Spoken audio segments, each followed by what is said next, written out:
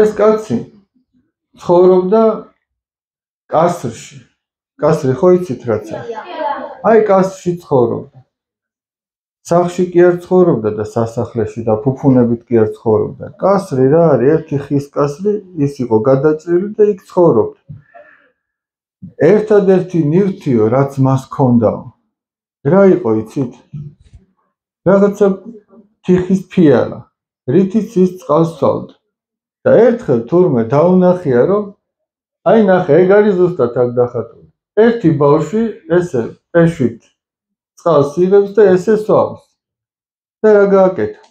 თურმე ამის გარეშე შეიძლება ცხოვრებაო და აიღო და გატეხა. ანუ ამისი უცნაურობა რაშია იცი? რას უთვლიდნენ ამას უცნაურობად? რომ ყველაზე მეტად რაც საჭირო იყო, მხოლოდ იმით კმაყოფილდებოდა. აი ჩვენ რო ადრე ვსაუბრობდით, გახსოვს, არის ის რაც ჩვენ გვჭირდება ნამდვილად და არის ის რაც ჩვენ გვინდა. სურვილები ბევრი შეიძლება ჰქონდეს ადამიანს, მაგრამ მთავარი ის არის, რა გჭირდება რეალურად, რომ იმდენი გამოიყენო და მეტი არა. აი ამ კაცს ეგონა, რომ ამ ფიალით უნდა ყოფილიყო, დაელია წყალი და რომ მიხვდა, რომ ამის გარეშეც ნახე, ვიღაცა ამის გარეშე სვავს. აიღო და გადააგდო.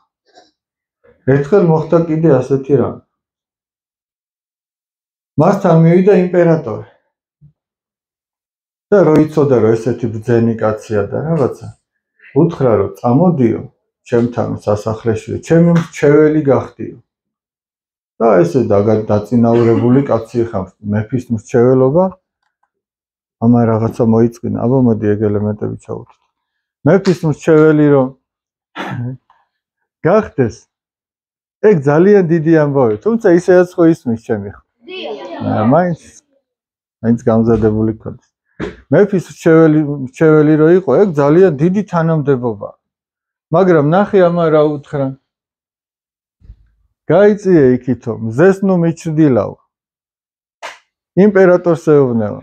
ცოტა გვერდზე დადექიო, მზე მოუშვი ჩემამდე. ანუ სინამდვილეში ამა რა უთხრა, იცი?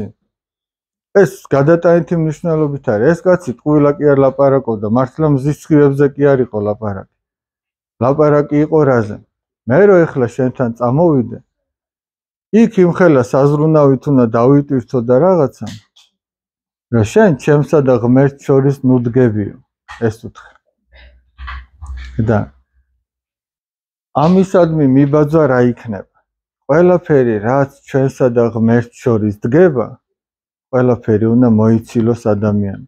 იმიტომაც იყო, რომ ყოველგვარ ზედმეტობას ერიდებოდა. ის ყოველგვარი ზედმეტობა ნიშნავს იმას, რომ ის ჩვენსა და ღმერთს შორის დგება. და სხვათა შორის ვიღაცამ, როგორც იტყვიან ხოლმე, რაღაც კრეატივი შეიტანა ამ ნახატში და ნახე რა გააკეთა. ერთი რაღაცა რაც ჩვენსა და ღმერთს შორის დგება ხომ. ეს ახლა რასაც გაჩვენებთ, არ არის იმდროინდელი ნახატი, იმიტომ რომ მაშინ ის ნივთი არ იარსებებდა, მაგრამ ახლა შეხედეთ.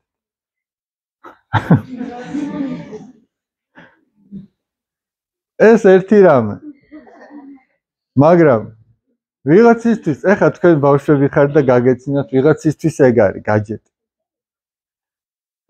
ვიღაცისთვის არის ძვირფასი სამკაულები, რაც მასსა და ღმერთს შორის დგება. იმაზე ზრუნვა ღმერთს ავიწყებს ადამიანს.